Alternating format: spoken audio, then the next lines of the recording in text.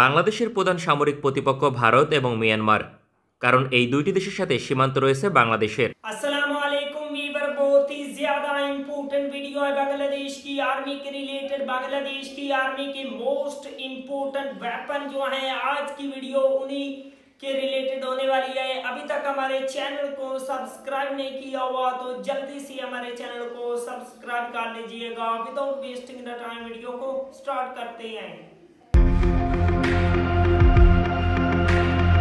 বাংলাদেশের প্রধান সামরিক প্রতিপক্ষ ভারত এবং মিয়ানমার, কারণ এই দুইটি দেশের সাথে সীমান্ত রয়েছে বাংলাদেশের। ফলে ভবিষ্যতে বিভিন্ন স্বার্থ নিয়ে যুদ্ধ হতে পারে। যুদ্ধ হলে বাংলাদেশের সবচেয়ে বেশি প্রয়োজন হবে এমন 5টি সমরাস্ত্রের তালিকা তুলে ধরব। এক্ষেত্রে মিয়ানমারকে বিবেচনা করে সমরাস্ত্র ক্রয় করা উচিত হবে না, কারণ ভারতকে সামনে রেখে সমরাস্ত্র ক্রয় করলে মিয়ানমার এমনিতেই পিছিয়ে যাবে।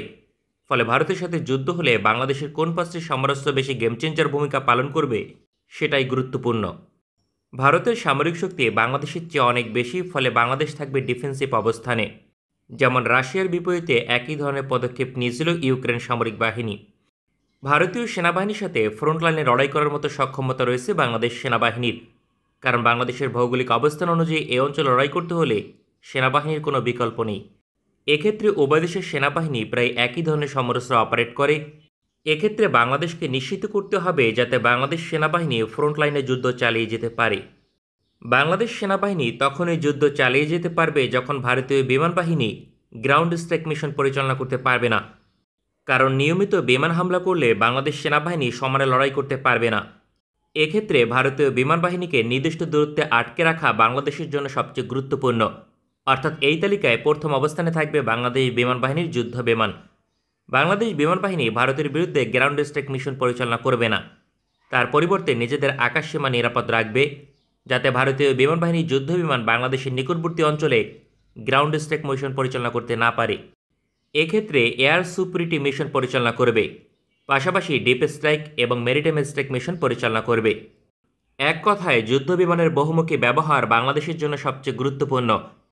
এটি ছাড়া বাংলাদেশের পক্ষে যুদ্ধ চালিয়ে যাওয়া রীতিমতো অসম্ভব। ভারতের মোকাবেলায় বাংলাদেশের কমপক্ষে আধুনিক 4র্থ প্রজন্মের 2 স্কোয়াড্রন সিঙ্গেল ইঞ্জিন ফাইটার এবং অন্তত 1 স্কোয়াড্রন 5ম প্রজন্মের স্টেলথ ফাইটার লাগবে। এই তালিকায় দ্বিতীয় গুরুত্বপূর্ণ সমরাস্ত্র বাংলাদেশ নৌবাহিনীর সাবমেরিন। বাংলাদেশের প্রায় সকল দিকে ভারতের অবস্থান, ফলে যুদ্ধ হলে গোলাবারুদ আমদানির একমাত্র পথ সমুদ্র। ফলে ভারতীয় নৌবাহিনীর মোকাবেলা করে সাপ্লাই চেইন ঠিক রাখা খুবই গুরুত্বপূর্ণ। অন্যদিকে ভারতীয় নৌবাহিনীর সক্ষমতা ব্যাপক, যা অস্বীকার করার উপায় নেই, কারণ দেশটি রয়েছে আধুনিক 10টি ডেস্ট্রয়ার, 18টি সাবমেরিন এবং 15টি ফ্রিগেট এবং 2টি বিমানবাহী রণতরী। সুতরাং ভারতীয় নৌবাহিনী বাংলাদেশকে অবশ্যই নেভাল ব্লক আরোপ করবে যাতে বাংলাদেশের সাপ্লাই চেইন বন্ধ করে দিতে পারে। আর বাংলাদেশের চ্যালেঞ্জ হবে নেভাল ব্লক ধ্বংস করে সাপ্লাই চেইন ঠিক রাখা। আর পরীক্ষিত মডেল অনুযায়ী নেভাল ব্লক ভেঙে ফেলতে সাবমেরিনের কোনো বিকল্প নেই। বাংলাদেশের এই মুহূর্তে 2টি পুরনো সাবমেরিন রয়েছে, যার অবস্থা শোচনীয়। ভারতের সক্ষমতা বিবেচনায় বাংলাদেশের কমপক্ষে 6টি নতুন সাবমেরিন প্রয়োজন। তবে এই সংখ্যা 10 থেকে 12টি পর্যন্ত হলে বাংলাদেশ নিশ্চিতভাবে ভারতের নেভাল ব্লক মোকাবেলা করতে পারবে, কারণ বঙ্গোপসাগর এবং ভারত মহাসাগর হচ্ছে সাবমেরিন অপারেট করার জন্য আদর্শ একটি স্থান। এই তালিকায় তৃতীয় প্রয়োজনীয় সমরাস্ত্র হচ্ছে অ্যাটাক ড্রোন। বর্তমান যুদ্ধে সেনাবাহিনীর ফ্রন্ট লাইনে সাপোর্ট দিতে ড্রোনের কোনো বিকল্প নেই। এক্ষেত্রে স্বল্প সংখ্যক ড্রোন দিয়ে ভারতের বিরুদ্ধে সুবিধা পাওয়া সম্ভব নয়। বাংলাদেশের লাগবে শত শত অ্যাটাক ড্রোন। এক্ষেত্রে ডেডিকেটেড অ্যাটাক ড্রোন লাগবে এমন নয়, হতে পারে গ্রেনেড লঞ্চার অথবা লোটারিং মিউনিশন অ্যাটাক ড্রোন।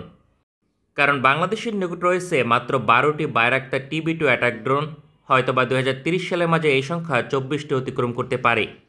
তারপরেও বাংলাদেশের ভৌগোলিক অবস্থান এবং চ্যালেঞ্জ অনুযায়ী তা যথেষ্ট হবে না, কারণ ইউক্রেনে এখনও পর্যন্ত 60 থেকে 70টি বায়রাক্তার TB2 অ্যাটাক ড্রোন ধ্বংস হয়েছে। তাই সবচেয়ে কার্যকর হচ্ছে ডেডিকেটেড অ্যাটাক ড্রোনের পাশাপাশি ছোট অ্যাটাক ড্রোন অপারেট করা। বাংলাদেশ সেনাবাহিনী এবং বিমান বাহিনী এ বিষয়ে অবগত। ফলে নিজস্ব কয়েকটি প্রকল্প রয়েছে, যার আওতাধীন শত শত অ্যাটাক ড্রোন উৎপাদনের পথে অগ্রসর হতে পারে বাংলাদেশ প্রতিরক্ষা দপ্তর। এ বিষয়ে তুরস্ক এবং চীনের সহযোগিতা নিতে আলোচনা করেছে প্রতিরক্ষা দপ্তর। বাংলাদেশের কমপক্ষে 2 থেকে 3 হাজার এই ধরনের ড্রোন প্রয়োজন হবে। ছোট অ্যাটাক ড্রোন সাশ্রয়ী এবং গণ উৎপাদন করা খুবই সহজ। বাংলাদেশে 3000 এই ধরনের ড্রোন উৎপাদন করতে ব্যয় হবে মাত্র $100 মিলিয়ন। অথচ 20 থেকে 24টি বায়রাক্তার TB2 অ্যাটাক ড্রোন কিনতে সমপরিমাণ অর্থ লাগবে। ভারতীয় সেনাবাহিনীর অন্তত 1 লক্ষ সৈনিক এর মাধ্যমে ধ্বংস হবে। वंडरफुल वीवर, बहुत ही ज्यादा शानदार किस्म के बांग्लादेश की आर्मी के ये मोस्ट इम्पोर्टेंट वेपन है। बांग्लादेश को एडवांस वेपन की नीड है। बांग्लादेश को 2025 में दुनिया के मोस्ट जो पावरफुल किस्म के वेपन है उनको अपनी मिलिट्री का हिस्सा बनाकर दुनिया को मुंह तोड़ जवाब देना चाहिए, जो बांग्लादेश की तरफ मैली आंख से देखने की जरूरत करते हैं। डॉक्टर मोहम्मद यूनुस बांग्लादेश की आर्मी को मजबूत करने की कोशिश कर रहे हैं। इंशाल्लाह बांग्लादेश के लिए वो कुछ ऐसा करेंगे जिससे बांग्लादेश की आर्मी बहुत ही ज्यादा स्ट्रॉन्ग होगी। अगर आप लोगों को मजीद इन्फॉर्मेटिव वीडियो देखनी है जल्दी से हमारे चैनल को सब्सक्राइब कर लीजिएगा। मिलते हैं आपसे नेक्स्ट वीडियो में इंशाल्लाह, तब तक के लिए अल्लाह हाफिज।